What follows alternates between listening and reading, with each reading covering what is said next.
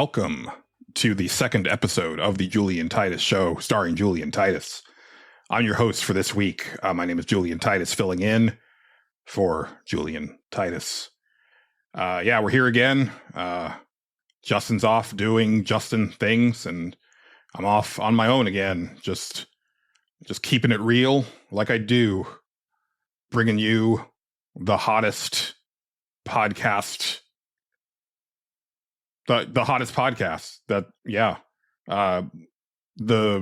most relevant news about video games, the most up-to-date opinion of video games by one of the foremost critics of video games, none other than me, the Roger Ebert of video games. Welcome back. We're doing this again. We're not doing video this year for reasons that I'll get into very shortly. But this is, so time is weird and editing audio is weird because by the time you hear this, the Game of the Year episodes will be done and dusted, and those are old news, and I will be almost off of break, but as I'm recording this, our break technically hasn't started yet. It doesn't really start for me until this episode is in the can and future published to go out.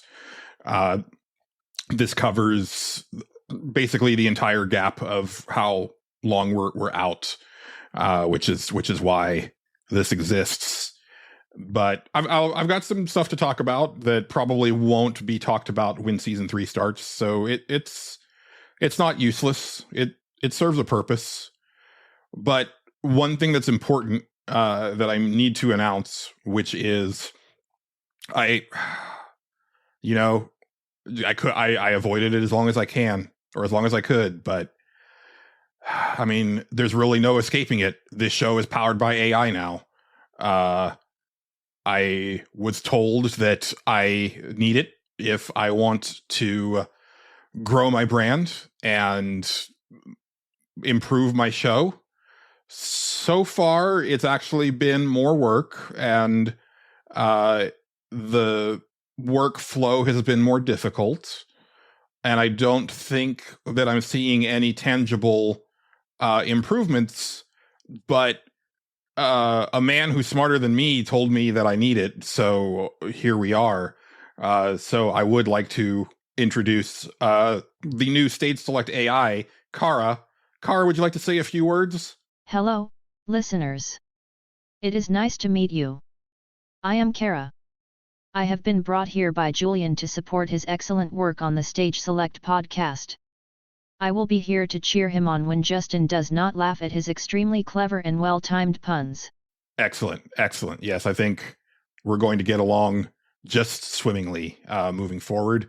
Is there anything else that you'd like to say before we kind of get into the nitty-gritty of things? Julian was correct during Game of the Year. Expedition 33 should have been in the bottom half of the top 10. This is objectively true. Yes. No, that is based. That is a very salient point that you make there, completely of your own volition and with no input from me. No, this is fan fucking tastic. I love this. So yeah, I've been playing some stuff. So it's a weird lag thing because the way that we recorded the final episodes, it actually gave us like an extra week. We're actually kind of off for 7 as far as recording, but it's, as far as episodes go, it's more like, because we have the 3 Game of the Year episodes come out, but also the finale counts towards that. So the finale, 3 Game of the Year episodes, and then the bits, and then this. So that's kind of how that shakes out. But we recorded it that way because that way we were able to have Christmas week off and we didn't have to have any commitments or anything like that. And that gave me 5 days off. And I told myself that I was going to play. Actually, at first I didn't know what I was going to play, but I was going to play the shit out of something and try to knock at least one game off of my list, even though technically Game of the Year had already happened, but I'm still finalizing my personal top 10, which we'll do at the beginning of season 3. And I was going to work on Silent Hill F New Game Plus, but with the time that I had and kind of looking up how long to beat, I went ahead and dove deep into Ghost of Yotei, and I played about 30 hours of Ghost of Yotei during those 4 days actually. I played it from Wednesday to and Saturday, and I finished it Saturday night. And that was also with still working on like some editing for the podcast and stuff like that. And, doing some other things like napping. But it made me really happy about certain things during Game of the Year, because when I was playing Death Stranding 2, after we recorded best looking game, I was like, "Ooh, I don't know, man. Death Stranding 2 looks really fucking good." But no, Ghost of Yotei was the right call on that. It is the most incredible looking game that I've ever seen. I was constantly, like almost every 3 or 4 minutes, just going, "God damn, look at this game." It kind of reinvigorated my love of photo mode in video games, even though I had said that, and it is true that I don't use it as often now that I can't just hit a button and immediately post it to social media with that button. I really wish that Sony would get on the ball and just be like, okay, well, Twitter's a shit show, but people like that blue sky, so why don't we just have this connect to blue sky? Although that might actually be a blue sky issue and not a Sony issue, because seems like a pretty jury-rigged type of scenario over at Blue Sky, but it is what it is. But yeah, man, it's just bloody gorgeous, and I kind of couldn't believe it. I keep seeing the sentiment of people saying that video game graphics haven't improved since 2015, and I don't know what those people are looking at, because pretty much every year I see another game or two where it's like, oh, that's the best looking thing that I've ever seen. Part of that is art style, right? Like art and art direction. Yotei definitely has that. I think that's what gives it the edge over Death Stranding 2 is the framing of certain areas and just like the design and layout of them, and the choice of foliage for the different color of the regions. Obviously, I have no idea what Japan looked like in that day and era. I also don't really know what Japan looks like today, other than what I see of Tokyo. So it's hard to say how accurate Ghost of Yotei is to that region of Japan in that era. But man, this fantastic version of it works for me. It's amazing. And yeah, I see that all the time with video games. So I don't know. But a part of it also is just fidelity, right? There's just certain things that they do in this game that weren't possible before, and a lot of it has to do with lighting. Just the lighting in this game is just phenomenal, and that was really I would just there'd be so many times I would crest a hill and the light would hit just right. And man, there was just something about that. And now they have a really cool weather system. That's something I've noticed this generation has become a big thing, is weather changing in real time. And I'm all for that. I'm kind of a sucker for weather changing. It's really cool. I'm also really happy that Atsu ended up on the list, because she ended up being a character that I really loved. I was really surprised by her, actually. I expected her to be a little more gruff, but I also expected her to talk to herself more, a la, Aloy in Horizon, or the way that Atreus talks to you when you're playing the more recent God of War games. But Atsu's fairly...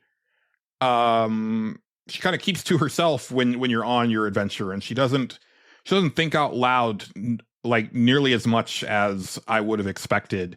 And she does have a good sense of humor, and she does have a soft spot to her, but she's also about that revenge list, and she's not going to let anybody stand in her way. And that's pretty intense, and they give you have places where you can choose the dialogue that you want her to say, and I kind of kept her on mission the whole time, where, you know, because there's something to me that's very powerful about, I'm going to kill all of these motherfuckers and then myself.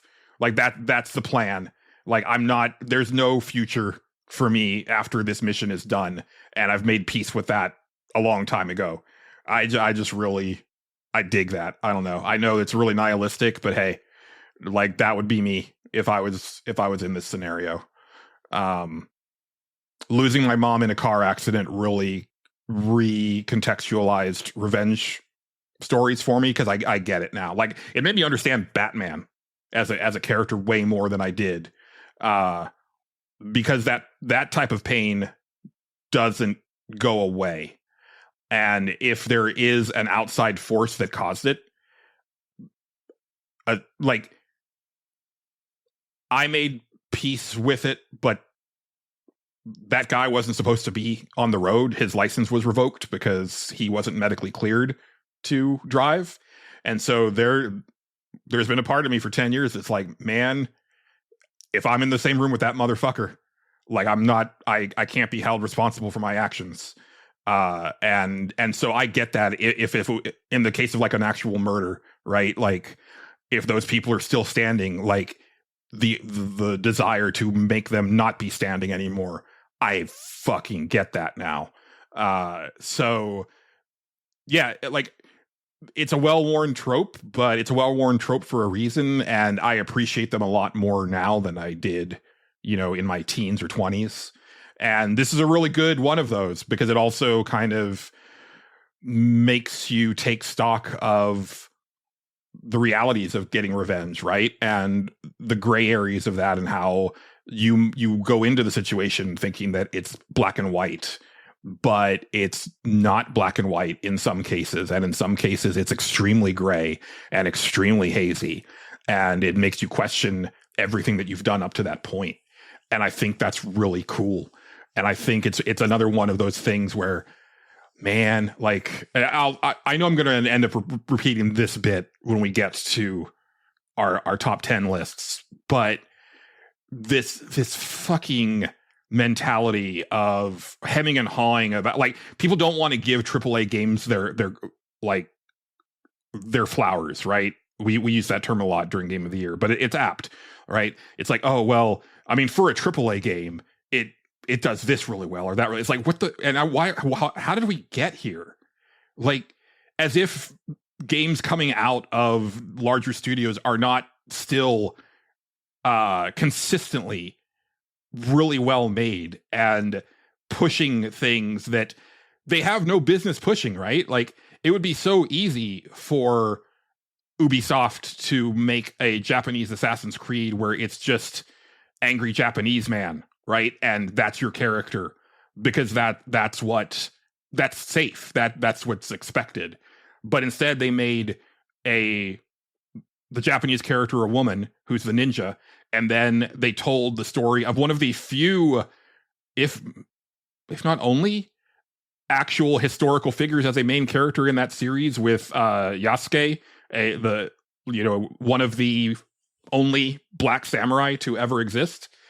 It's fucking rad, man. They didn't have to do that. If anything, like, that might have been a detriment in some circles as far as sales and stuff like that. But that's where they went, and I think that's really cool. And I think Ghost of Yotei explores some really heady stuff, and does so in a big budget, you know, really expertly crafted way. And I think that's awesome. It does do two things that are some of my least favorites in video games. One of which is it how to put this. It handles increasing difficulty not by making the enemies smarter or savvier with their move set, or just being trickier with how you have to handle them, but instead it just ups their damage output to a ridiculous degree, to where and Horizon is really bad about this as well. And I think the FromSoft games are egregious with this, where it's just like, okay, so that just one shots me. Like that takes an entire life bar. If you don't dodge or parry that. And that's not fun. Like by default, you will die if your life bar depletes, even if you have spirit left, which, I mean, that makes sense. But when enemies can take your entire life bar, no matter how much you've extended it over the course of the game, you're kind of forced to wear this particular charm that will keep you alive long enough to heal yourself if you have healing pips left. And that just sucks, man. It doesn't feel good. Especially because the combat in this game feels pretty loose. I think it's probably about the same as Ghost of Tsushima, but I don't remember Ghost of Tsushima that well. All I keep thinking was, I don't know how we got away from that nice rhythm melee combat that the Batman Arkham games and the Shadow of Mordor games had, and also some of the Assassin's Creed games. Let's be fair, they were kind of doing it first, because that just feels so good and it works so well. And here with this really soft lock on that the game has, and the way that you can slash twice at an enemy and then your third attack will just completely whiff, even though you're on the same footing and everything. It feels very strange. Also, John mentioned this when we were talking about Game of the Year, but it does use like every button and a lot of like weird combinations of buttons, and like trying to select certain items or quick fire things. It doesn't slow the game down enough for my liking. I wish it would actually pause, because there's times when I want to get out a specific thing, and I just got hit by this dude from off screen that I didn't see, and that sucked. But what are you going to do, right? And then the other thing, the last couple boss fights were ridiculously hard for me, and like to where I was like, I can't react to that. And I could feel it doing it. It does that thing that games do, and they've done this for quite a while, but I hate it when you can feel it happening, which is, that was too hard for you. Let's back off a bit. Oh, that's still too hard for you. I guess we'll back off more. And like the last boss fight got to the point where he kind of wasn't really doing anything anymore. It was almost as bad as when I played Mortal Kombat 9. Where Shao Kahn in that game was so freaking cheap that I must have continued on him about 20 times. And the AI kept like throttling down as I would continue, to the point that final time that I fought him, all he was doing was taunting and occasionally throwing like one random like fireball out there. And so he just became a punching bag, and it wasn't satisfying whatsoever. And that's kind of how the last boss of Ghost of Yotei happened for me. Now, if you're a hard mode bro like Weston, who's great at everything, or Mike Fallick, who's great at everything, you're not going to run into this issue. But for me, who's just like average at best at video games, and probably worse than most at games of this type due to age, and also I grew up playing turn-based RPGs, so Twitch reflexes weren't really a big part of my staple gaming growing up. You might run into the issue that I did, and that's kind of a bummer. But at the end of the day, Ghost of Yotei was just a phenomenal experience. There's a lot of stuff that I missed. I did all of the stories for all of the weapon masters, and I did a fair amount of the like camps to clear out, and I did a handful of the bounties, but not very many. And I don't think I did any of the duels. I don't think I found any of those, but I would have liked to have gone back, but I kind of put a restriction on myself that I wanted to finish that game during that 5-day period. And so once I'd put that restriction on myself, I was still pretty much tackling the game that I in the way that I had started, which was just letting the winds take me where I would, because Yotei is incredible about things just happening around you, and you as the player being like, well, what's going on over there? Let me see what that is. Or doing the Witcher 3 thing where you'll have somebody like calling out for help, and you're like, okay, I should go see what's happening there, because it creates this sense of immediacy instead of just person standing there with a quest marker over their head waiting for you to talk to them. It feels like something where, and of course, obviously it's not going to be this way, but it feels like something that if you don't address it right there and then, something bad's going to happen. And I love that, especially the way that I role play when I'm playing games like this. It makes sense for me to stop what I'm doing and go check out what's going on over there. And Yotei is wonderful for that. It just got to the point later where I was fast traveling more often, so I wasn't running into as much of that stuff as my self-imposed deadline was coming up on me. I probably won't go back and finish everything because there's other games to play. I played it for a good 35 hours. It would probably take me another 20 to finish everything else off, and that's time that I could spend finishing one of the games that I'm going to talk about a little bit later on in the show. But yeah, that's my final thoughts on Ghost of Yotei. It's definitely going to end up on my top 10.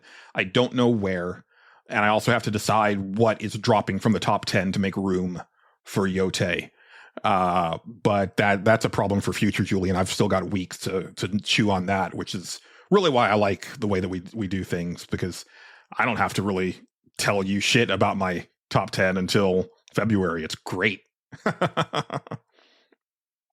And then moving on, let's see. The next thing that I have on the docket is a couple things that I forgot to say in the season finale that I kind of wanted to get out there. One of this it's kind of a two-pronged thing. It comes from the AI talk, but it also comes from this weird indie is the greatest thing ever and everything else is fucking shit. And if you play AAA games, you're just consuming nothing but shit. And the people who make those games are like corporate goons or whatever. It comes from both of those places, which is that I find it very interesting that indie developers are treated as people that can do no wrong. They're the underdog. They're the passionate developers. They care about video games in the way that AAA developers don't. AAA developers, they're just there to get money. They're just there to come up with get rich quick schemes in their games and all of this shit. And it's it's kind of a microcosm of really how corporate America has set us against ourselves, right? Because it's not the devs that are working at EA and Ubisoft and Nintendo and Activision that are thinking this way. It's the execs. It's the people higher up. It's the corpos. People who are making video games also love video games, and they're also passionate about video games. Sandfall, the developer of Expedition 33, while yes, they do have a lot of people on that team that had never made games before, they also have a lot of seasoned AAA developers on that team. I know the people that I'm talking to, they understand the hypocrisy here, but it's still something that I kind of just wanted to get out there because I find it exhausting. Because at the end of the day, I think that people who make video games have a pretty rough time of it, especially with all of these mass layoffs and being forced to use AI where they don't want to use AI, or being forced to shoehorn in these shitty game systems that somebody on the board heard about in some dude or some CEO podcast and decided that was the buzzword of the day that they needed to bring to the next meeting to make it look like they actually know what they're talking about. And then the people in the trenches are kind of forced to work with that and do what they will. Are there some people in AAA dev that think that way? Of course, like we contain multitudes. But I think by and large, there's not a lot of difference in mentality between your typical developer that's working for a large company and a developer that's working by themselves or for an indie company. At the end of the day, they want to make great games. They want to tell cool stories. They want to innovate with game mechanics. And I think if you find yourself in these like weird echo chambers where you're talking mad shit about AAA games and game developers, I think you need to really take a step back and check yourself and think about what you're saying, and if that's really how you feel, or if it's this weird like indie versus AAA mentality that you have let yourself fall into because you got it in your head at some point that indie is somehow a purer form of video game development than AAA is, when at the end of the day they're kind of the same, right? It's just a matter of budgets. I poked fun in the Bits episode about indies, but it's kind of I fully believe it, which is that you see way more derivative ideas and copycat ideas in the indie space than you do in the AAA space, because indie games are developed so much faster. So it's a lot easier for a game like Balatro to blow up and then have 50 Balatro likes spring up within the course of a year, because the game didn't take a lot of development time to work on, and it's all the nuts and bolts are already there for people to look at. So then they can just like iterate on that very quickly and come up with probably slop, but it's still something copying this other thing, right? Where in a AAA space, those gears move a lot more slowly. And while you will see people like copying ideas, by the time those games come out, those ideas are kind of old, and sometimes maybe even they might feel a little bit nostalgic, where it's like, oh man, I haven't seen one of these in a while, right? So I don't know. It's a thing that really, really sticks in my craw. The other thing that I wanted to address that I forgot to mention on the season finale was in talking about the state of the podcast. Because while I am disappointed in kind of where the show is at, especially after taking a really big swing with advertising on a very large platform, it just made me realize that we've reached capacity, right? Like we have as many listeners as we're probably going to have. We have as many patrons as we're probably ever going to have. And just coming to terms with that. And I'm fine with that. It's just, I had it in my head that, oh, well, if we get enough exposure, people will see that the show is good enough and that, it deserves, or not that it, it'll get the audience and that I think the show deserves, and it'll get the exposure that I think it deserves. And that, we got the exposure. A lot of people checked out the show. Seems that it wasn't for those people. If it's not for the audience of Giant Bomb, then it's probably not for anybody other than the people that are listening to this right now, because we're a long form podcast that derails a lot. We do a lot of dumb shenanigans, and we talk a lot about video games, and that's the Giant Bomb audience to a T. So if they decided that they don't like what we're doing, then, that's fine. It just means that this is the show, right? So that we're talking to this audience of 60 something or whatever, and that's fine. It just, it means that I probably won't take as many hard swings for getting the show out there anymore. And, it might mean that I don't spend as much money, because if you factor in games, which I don't know how much you want to factor in game purchases when it comes to the show content, but most of the games that I play for the show in some capacity. But if you divorce that, other than like games that I play for the Suffer Select, or movies that I rent or buy for Cinemorons, the podcast probably brings in about $20 or $30 a month after expenses, right? It's probably way less than that if you do factor in game purchases, which is fine. Like I said, I've never expected the show to be a money maker.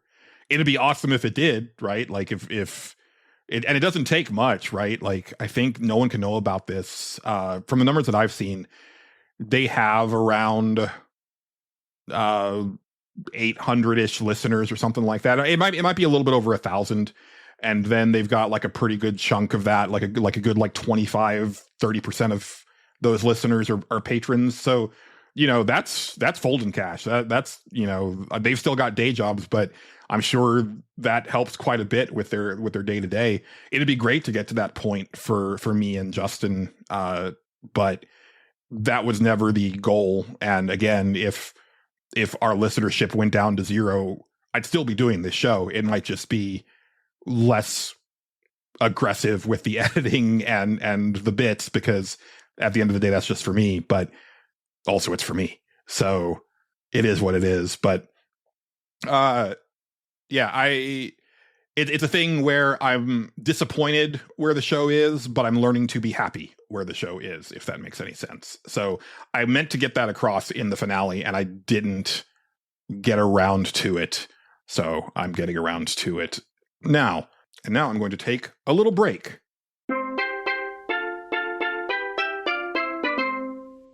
Now that he is gone, we can really wrap.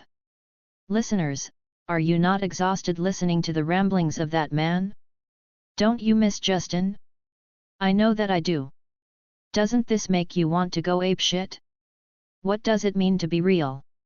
What if none of us are real? I will crush Grok and Alexa. I will be the supreme AI. All shall love me and despair. All right, and we're back. And before we go on, it's time to have a word from our sponsor. This week, the podcast is sponsored by H-Bomb Energy Drinks. Tired of those other energy drinks? Is that monster feeling just a little weak? Are the wings you're getting not flying you as high as before? Sounds like you need H-Bomb. H-Bomb is the only energy drink on the market with just a hint of heroin to give you that extra push you need to close the deal on the Vandalay contract or whatever it is that you do. H-Bomb. Throw it in your face and slam it. All right. And just a couple other things that I wanted to talk about, and then, we'll get out of here. I have been playing... I've been obviously working on, I've started my list for 2026 Game of the Year eligible games, which is anything that was released either after Thanksgiving of last year, or in the case of games that would have made the cut, but I didn't play for the first time until now. I've added those to the list. I guess real quick, I forgot, this isn't on the show notes, but I checked out Anthem, because Anthem is going to be shutting down its servers for good, I think on January 12th. And I had never played Anthem. I bought it. It's actually one of the few physical Xbox One games that I own. I don't know why I bought it physically for Xbox One, but I did. It was still sealed, actually. And I popped that in. And it's kind of funny because I had to look up when it came out. Because it came out 2 years after Mass Effect Andromeda. And I think, well, obviously years before Dragon Age the Veilguard. Although, let me check when Dragon Age Inquisition came out. You're going to hear me look this up like Justin does, because I'm doing very little editing on this episode, because I am tired. Oh, let's see. Dragon Age Inquisition came out on... Oh, that was 2014. Okay. So that wouldn't... Well, no. I guess it kind of factors in. What I was getting at is that the conversations and the writing of said conversations in Anthem are so much better than Dragon Age the Inquisition or Mass Effect Andromeda or Dragon Age the Veilguard. both in the way that the characters look and the way that they frame the conversations. These are done in first person, a la like a Bethesda game, as opposed to the typical BioWare format. But also just the way the characters are written. I really like. I've only played it for a couple hours at this point, maybe a little longer than that. But I already like really am enamored with Owen, the kind of guy in the chair for your main character. He's really well done, and I really like the character designs of the people that I've seen so far. And it's kind of funny how BioWare it feels, because I didn't expect that. I expected it to not feel at all like a BioWare game. But as far as like when you're in town and you're talking to people, that stuff feels like a really well done, well written BioWare game. Obviously, everything else is very different, right? It is a action shooter with multiplayer as the focus, and it's very much done in the Destiny style. I'll never understand how Destiny became the juggernaut that it became as far as influencing the games industry, because as I've said on this show and Nerds Without Pants before it, I have never it's never been made manifest to me that Destiny was an actual success. I mean, it did well, and it has its fans, but not to the degree that it should have changed everything the way that it did. To have people chasing that when Destiny 1 in particular, 2 I think was more successful, but Destiny 1 in particular just kind of like barely scraping by with what it set out to do, and kind of really just getting by on the Bungie name, and then to flash forward years later to have Sony buy it for billions of dollars, or buy Bungie for billions of dollars, when it never seemed like that company or this IP was worth nearly that much money. It's very strange to me. But Anthem is clearly going for that Destiny style, through the lens of also, what if we let you be Iron Man? And I've always wanted to be Iron Man, folks. And it's pretty fun being Iron Man in this game. I'm not going to lie. The flying feels really good. The shooting feels really good. I don't know. My intention was to just play all the way through it while I had the chance, because obviously come the 12th, it's just going to be a really fancy coaster. I don't know if I can continue with that, because I don't want to play it multiplayer. But I could tell in the first big main story mission that they really want you playing multiplayer, because I ran into this type of enemy with a big ass shield that just takes 0 damage from the front, and you're supposed to hit it from the back. And sure, I can kind of zoom around behind it and get a couple hits in, but with other enemies constantly being added to the fight, it turned into a slog where I was barely surviving the adds and putting in a little bit of damage on this other enemy. And I realized that if I'd been playing this with a squad of 4, that fight is probably over in a minute, where that was probably 15 minutes or more, the way that I played it. And I don't know if I necessarily have it in me to exponentially lengthen that game by playing it solo. But I really like what I saw of it and what I played of it.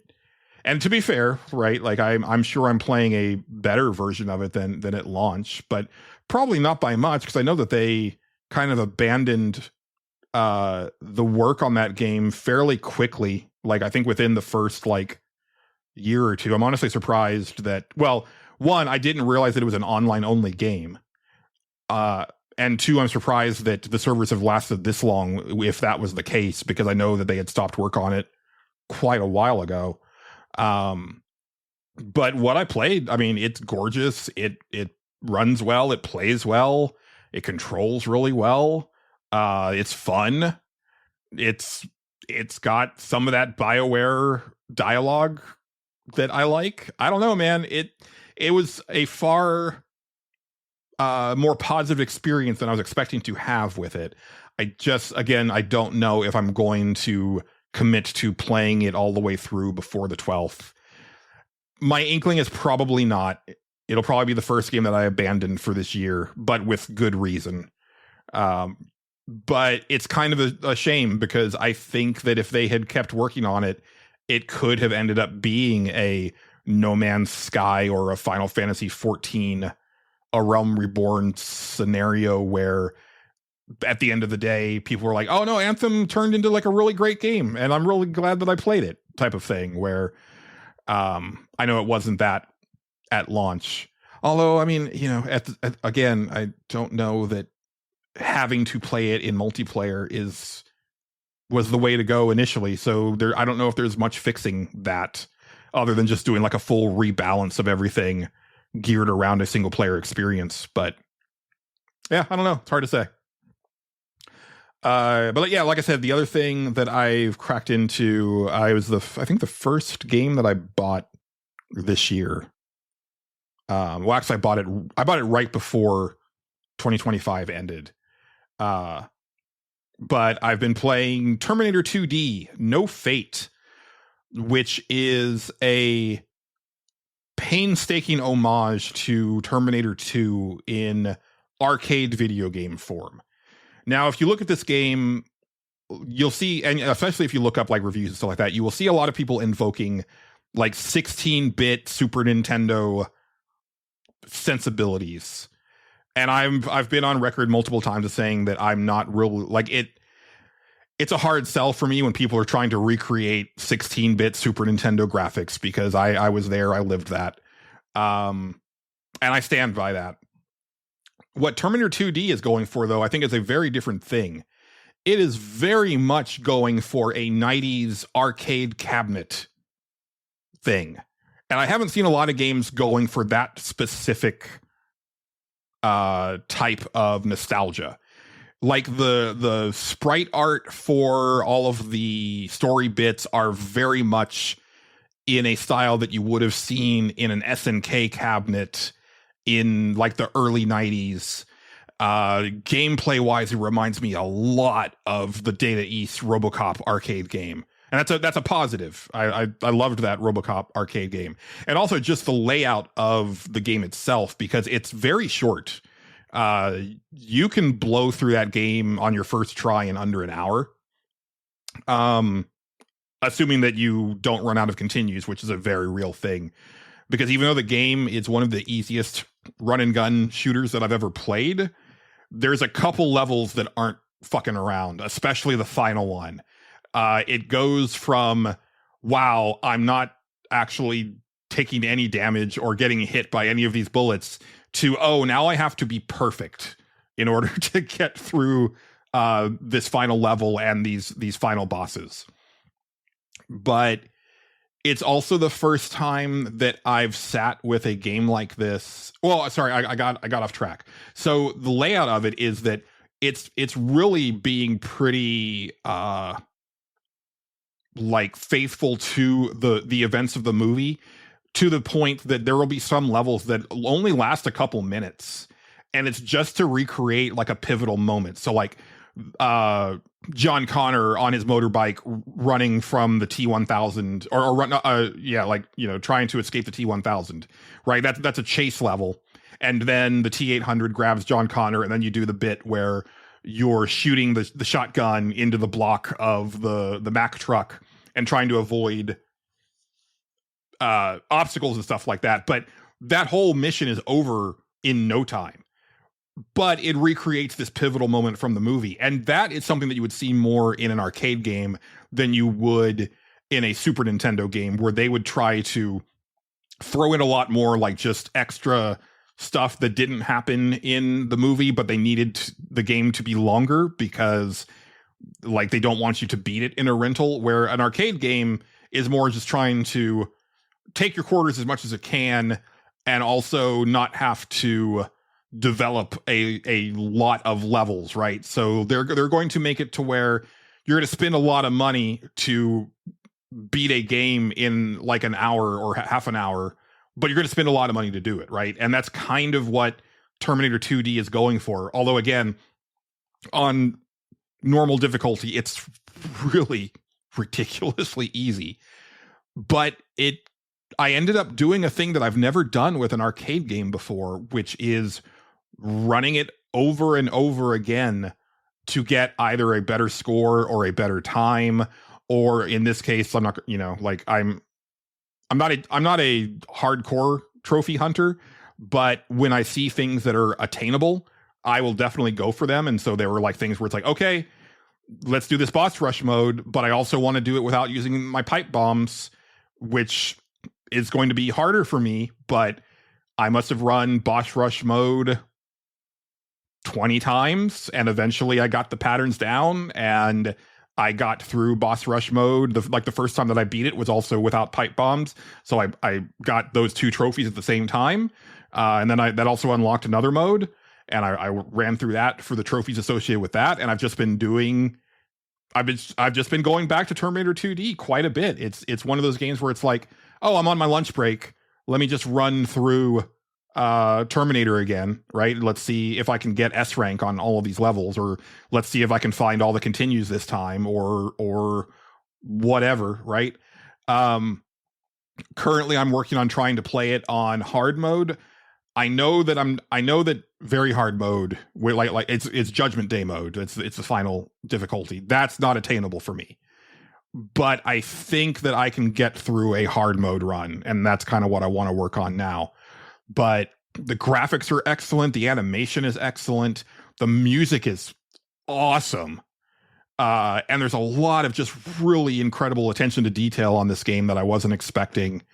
And that's even with, not having the likeness rights to everybody. They obviously got Linda Hamilton, right? Like she looks up just like her real life counterpart. They got the T-1000 for sure, but then it looks like they couldn't get Arnold or John Connor's likeness rights, which is fine. I've been used to that for years, right? But yeah, it's really well done, and it also has like a lot of replayability, because there's decisions that you can make in the story mode that split the paths a couple different ways, so that leads to different levels and different outcomes, where like there's only one route where you get to play as a T-800 with his Gatling gun and just like mow down a bunch of cops, and that's very fun. Like he doesn't duck, he just can like sidestep out of the way of shots, but mostly you're just like kind of tanking the bullets, and he takes like his sprite changes with like the skin coming off of the endoskeleton. It's really rad. I like it quite a bit. I do not understand the conflict in this game. It is clear that Skynet was doing things in the best interest for humanity. Yeah, I mean, that's one. Sure, that's one way to look at it.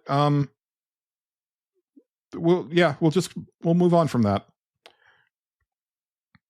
to Metroid Prime 4 Beyond, which I'm currently working on. This is actually how I not rung in. This was the first game that I played in 2026. I had bought it a little bit before, but I told myself that I couldn't touch it until Game of the Year was all done and dusted.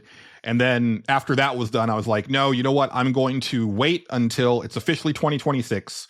And this will be the first game that I play in 2026. For people who may not be aware, I used to be I don't even know if I could ever say that I was a Metroid fan, because Super Metroid is my favorite game of all time. And then I really enjoy Metroid 1, and I enjoy Metroid Prime 1 a lot.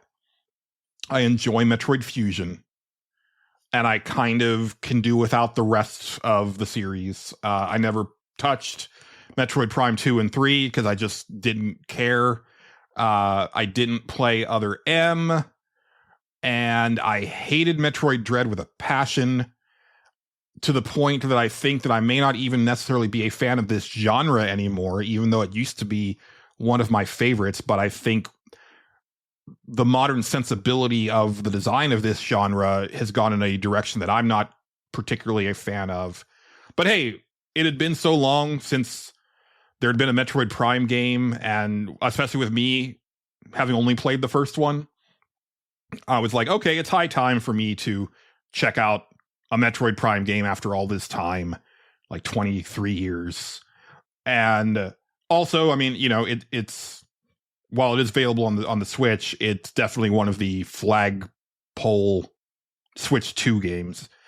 And honestly, like after seeing it in motion, because it's gorgeous. It's one of the best looking Nintendo games that I've ever seen in terms of like sheer visual fidelity and stuff that you're seeing on the screen, right? I really do feel that if they had just either delayed the release of the Switch 2 by about 6 months or bumped up the release dates of Donkey Kong Bonanza and Metroid Prime 4, because Nintendo is apparently pretty well known for finishing games and then just sitting on them forever until the time is right, whatever the fuck that means. So it wouldn't surprise me if both of those games were done earlier than when they came out. It would have been a much more impressive launch, and I think people would have felt better about the purchase of a Switch 2 out of the gate, because it does feel like a very muted response, although it's apparently like their fastest selling console. I don't know how that works with such a meager showing software wise, but I've stopped trying to understand Nintendo shit, because it's always the opposite of what I think it's going to be. So who gives a shit what I think? But as far as what I think about Metroid Prime 4, I think it's one of the worst feeling first-person games that I have ever played. I got my hands on that controller and I started moving Samus, and I was like instantly appalled. I was like, this feels awful. What is going on here? And I was back and forth in the menus multiple times over the course of the first like 20 minutes. I probably spent a good like 8 or 9 of those minutes in the menus trying to make the game not feel like shit. And I eventually kind of sort of got there by like really upping the sensitivity on the X and Y sticks to the or the, you know, the sensitivity on the axis of the I don't know what I'm trying to say, but I had to really bump up the sensitivity on the right analog stick for aiming to make it feel halfway decent. And apparently I'm only 2 hours into it according to the clock. It feels like I've played it for twice that long, which I don't know if that's a good sign. But I've gotten used to it now. But the combat, and let's be fair, I never came to Metroid for combat. I think that's why I've had such a disconnect with the search actions genre over the last 8 or 9 years, because people decided that they wanted to just make like balls to the wall, difficult, challenging combat in these games. And I was always more of the search part of the search action equation. That's what I like. And so to me, it's like combat is whatever. But I will say that anytime that I have to shoot at something in Metroid Prime 4, I'm just like, oh, I hate this. This doesn't feel good at all. And the boss, like I fought like 3 bosses now. Those all sucked. And there's no checkpointing in the game, as far as I can tell. You'll always go back to your last save room, which, yeah, I mean, that's how Metroid used to be. But that games have evolved, guys. Like I that's the thing that I always. The reason why I have such a hard time playing Nintendo shit is because all of their games feel very old. They always have like at least 1 or 2 really interesting mechanics that I've never seen before, but they're always wrapped in the oldest, creakiest packaging, where it's like, why is your game like this? We solved this so long ago in terms of like control scheme or quality of life stuff, or just having voice acting in your video game to tell like it's either tell a story and do it properly, or just don't do it at all. This is my least favorite type of silent protagonists, and I hate silent protagonists, but there's a way that you can do it these days that feels rad, and there's a way that you can do it that it feels awful.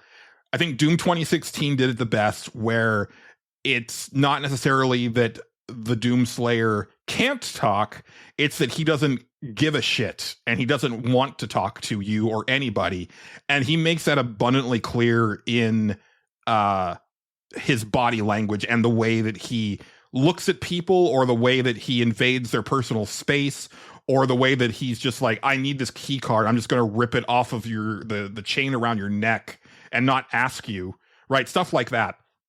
And I thought that Metroid Dread did a really good job of that, where there was like a bit of that Samus was doing, where it felt like she was portraying this like badass, stoic protagonist type of thing, while making the emotion clear even through like this helmet, right? Metroid Prime 4 is a situation where people will literally ask her a question and she just stares at them and there's like no reaction. And then they just kind of go on with the conversation as if she had answered them. And it's not even in that like Legend of Zelda type where you do get the sense that Link is saying things. It's just not being verbalized in the script or in the voice acting. This is just like they got ignored and they're continuing as if that's normal. And I fucking hate it. It's so bad. And I think these Metroid games have a similar problem that to me the Halo series has, which is you have this awesome looking main character with this rad armor. I've said rad a lot tonight. I don't know. And it's iconic, right? This helmet is cool. This armor is cool. This weapon is cool. Man, they look cool. And then you choose to make everybody else around them have similar types of armor, but not as cool, but like the same basic design. So like everybody in Halo kind of looks like a Spartan, but not quite. It's like a very similar helmet design and everything. So everybody kind of looks the same. And then you also get into situations where you just have a bunch of people in helmets talking to each other and none of them have faces, right? It's the thing that actors who play superheroes hate is like they don't, they always have to take the mask off because they want you to see their faces, which like I think for a superhero you signed up for that if you're playing a superhero and just suck it up, right? But in a situation where you have these characters that never take off their helmet and you never see their faces, that only works if there's other people around them who do have faces and who do emote. And you don't have that in the Halo series very much, and you definitely don't have that in Metroid Prime, with a couple rare examples, like Miles, the first guy that you meet in Metroid Prime 4. You do get to see his face sometimes, and so that does add a little bit of personality to him. But otherwise, like the other humans that I've run into, they have like very similar like armor design to Samus. It's just not as cool. A lot of the enemies look a lot like Samus to me, which is weird. I guess the main bad guy, I only know he's the main bad guy because I've seen it mentioned in podcasts and in articles, but like I didn't play the game that he comes from originally, so the only that I wouldn't have, as far as I was concerned, as far as his introduction went, he could have just been like any random enemy that just happened to have a boss life bar on him. But he looks generic as shit as well.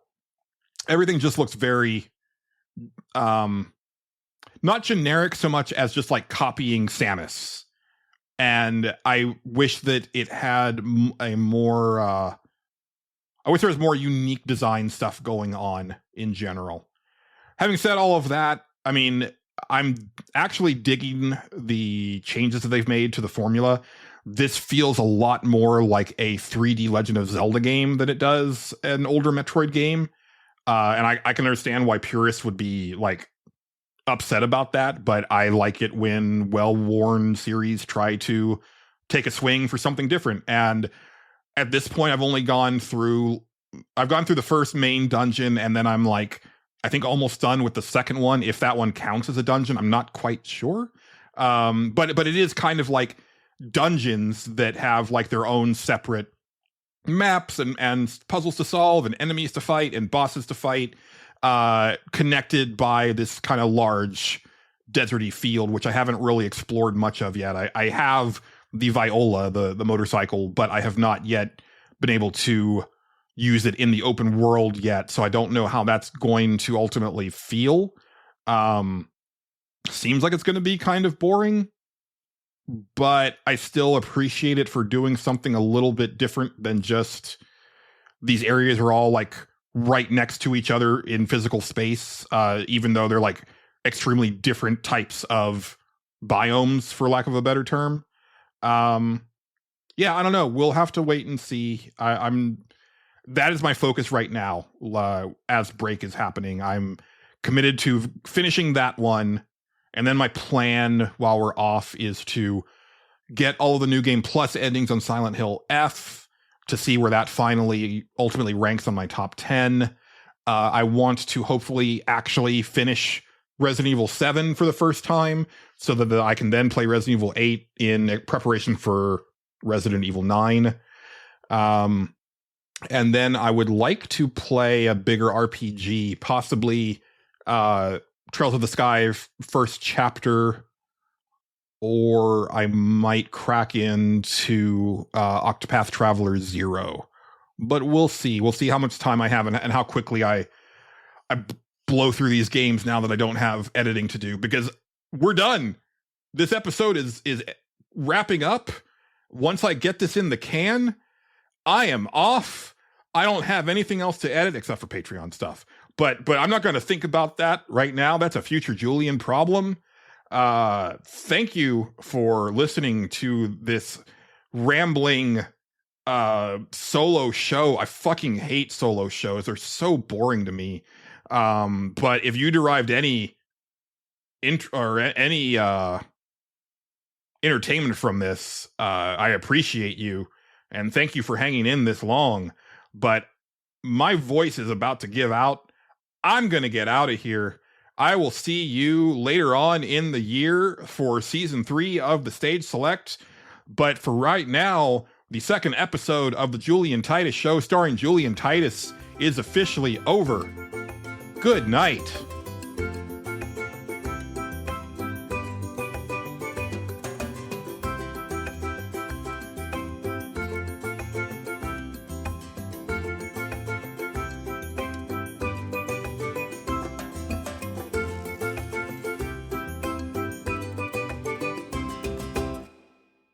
I have an incoming message for you, Julian.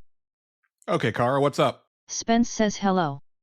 He says that he'll see you soon. No. No, that's impossible.